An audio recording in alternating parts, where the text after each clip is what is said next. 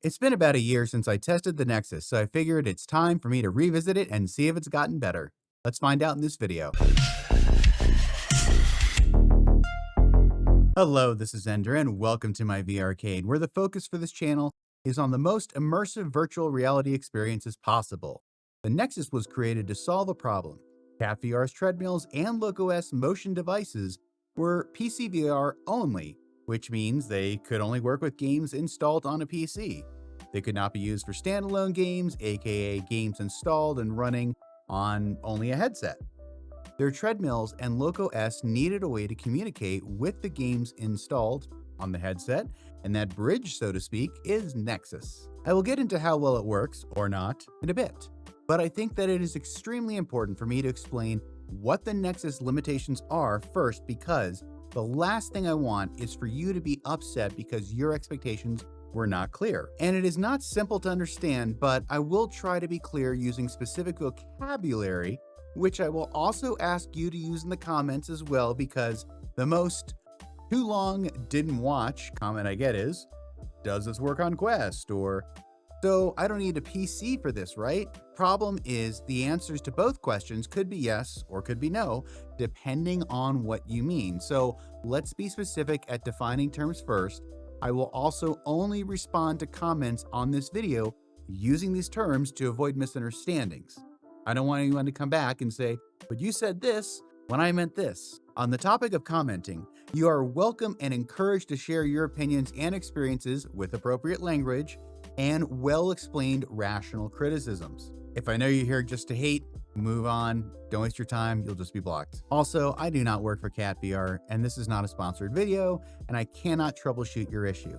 If you find this video helpful, a like is appreciated. If you decide to buy a Kat VR device using my affiliate links, I would receive a commission and appreciate it, but this is not how I make a living, so I won't hold back on sharing my thoughts on Nexus here. First, standalone. That is VR games installed on a headset instead of on a gaming PC. And for this video, I mean specifically on a Quest headset. As of right now, Pico and other standalone headsets do not work with the Nexus. Furthermore, there are only 105 games listed on the Kat VR website under the heading Quest Standalone Games. You absolutely cannot try to just make another game work by playing with the settings or picking a game that's not on the supported games list. It just won't even load it. You'll see why. Furthermore, you will find that there are going to be significant limitations with those games as well, which I will also explain. PCVR, VR gaming when the games are installed on a powerful enough PC to run them with a VR headset connected. Potato, this is a PC that runs Windows or has greater capabilities and fills a very specific and important purpose for this specific video. For initial setup and for updates, you have to connect your Quest to a Windows PC, not a smartphone running iOS or Android, at least as far as I know. Of course, a gaming PC will also do this, but I make the distinction because a lot of people have asked me, so I don't need a PC for this, right? Well, you need at least a potato to set it up. I'll explain why in a bit. Kat Devices. So I don't have to say compatible with Loco S, C2, C2+, and Core. Understand that I mean all of these when I say Kat Devices. I will talk about differences between them at times, in which case I will specify what other device I have tested, either C2. Yes, mine is a plus, but I know I'm going to shorten it here as there isn't a functional difference. The Core will probably function the same way as a C2, but I don't have a Core. Loco S, pretty straightforward. I'm just talking about the Loco S device. Nexus. It is a bridge or adapter that allows your Kat device to communicate with supported standalone games. Your Kat device has to be connected via a cable to the Nexus, and Nexus does not wirelessly connect your Kat device to your PC for PCVR gaming, which is something I have been asked a lot, which is why I'm trying to be very clear about that. I detailed how all of this works in a video series that I'll link to below, so this will be a brief overview. First, install the Kat PCVR Gateway software on your computer. Use the PCVR Gateway software to install the standalone Gateway software on your Quest. You are now done with your potato. With an Ethernet cable, you must connect the Nexus directly to your router. Next, your chosen Kat VR device must be physically connected to your Nexus with, again, a supported cable. On your Quest, which needs to be on the same network as your Kat VR device and Nexus, Open the gateway and choose from the supported games already installed on your Quest to patch or make compatible with the Kat VR devices and follow the instructions, which brings me to the first review part of this video. The patching is a big deal. This alters the game so the movement from a Kat device can effectively move the thumbstick and therefore move you through the game. This is not supported by Meta or the game developer. So if you are planning to play this with Contractors, Pavlov, or another online game that has anti-cheat software, it will assume you are trying to cheat and block you from online play. Furthermore, if you do try to update your game, you may lose your saved game data.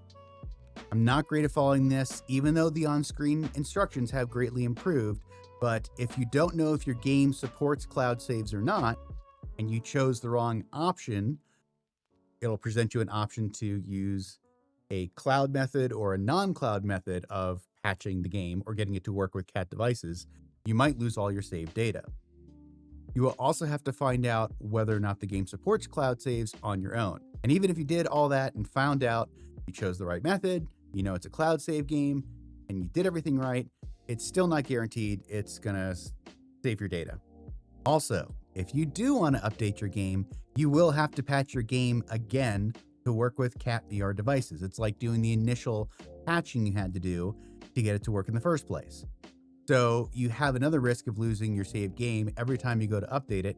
And essentially, you have to reinstall everything twice. So once an initial install and then an additional install to patch it, which is where you tend to lose that saved data. So what about the experience once you get it all up and running?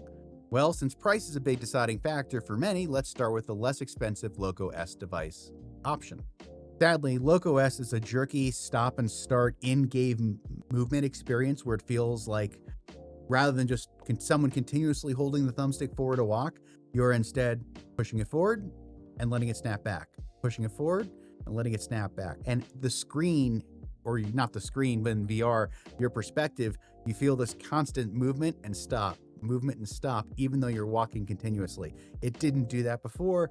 I don't know why it's doing that now. So sadly, I think I can't recommend Loco S anymore with Nexus. I need to retest Loco S with PCVR to make sure that that's what's going on, but I haven't had a chance to retest it with PCVR yet. So you may be wondering why the update if it made standalone Loco S worse or worse with the Nexus.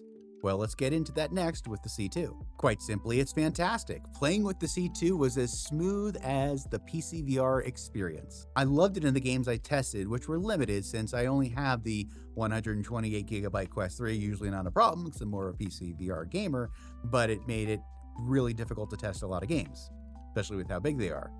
Particularly Assassin's Creed, which previously was too slow with Gateway or Standalone, no matter what I did, to the point of being unplayable, but now it works great with the C2 and I'm excited to play this game with it more. On the other hand, while Asgard's Wrath 2 is more playable, it seems to have a fixed walking speed that is slower than what I would like and was a little disappointing, if not game breaking. Maybe I'm forgetting that there is a sprint function somewhere, but if you physically run, your in-game speed will not match. However, things got a lot better with Warhammer 40k Battle Sister. It was a much better experience, both in terms of speed and latency. Furthermore, I was able to adjust the sliders in the gateway so that I would automatically run, well, it felt closer to a dash, when I physically moved my feet fast enough, and that was pretty cool. Batman Arkham Shadow was my favorite experience though, and that may be partially due to it being such an amazing game. I would have made a review of it, but so has everyone else already, and that would feel like saying Half-Life Alyx is a great game at this point. But back to the Nexus.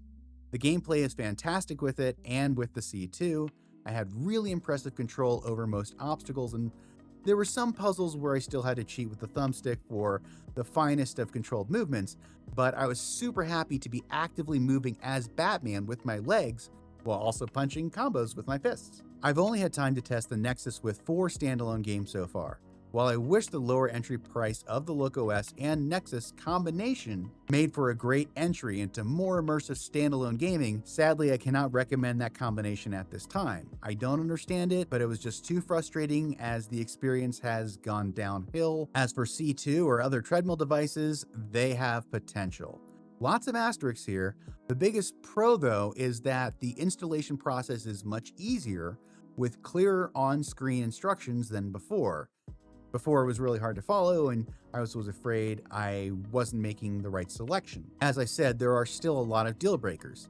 C2s are never as fast as the thumbstick in competitive online play, but they are my preferred way to play them for workout and for immersion, at least until I get frustrated losing. Sadly, that is not an option for Standalone for the reasons I explained, but I'd rather play those games in higher quality with more mods via PCVR anyway. Single-player gameplay is hit or miss. I only tested a few games, but I would rather play more of the supported standalone games with the C2 than without. While I would not recommend buying a C2 or core just for standalone play, if you already have one of those treadmills and there are supported standalone games you have been dying to play with your treadmill, it might be worth it. This assumes you are like me and already gotten used to the foibles of a C2 and have the similar level of patience required to get one dialed in. For perspective, I'm really frustrated with my Pimax headset. If you are curious about how a game works that I haven't tested, try the Kat VR community Discord for their thoughts. I can't speak to what I haven't tried. If you have a Nexus and have updated recently, please let others know in the comments below, respectfully, if you've noticed an improvement or not in the experience. If you enjoyed this video, please consider clicking that like button, subscribing if you want to see more, and thank you so much for watching.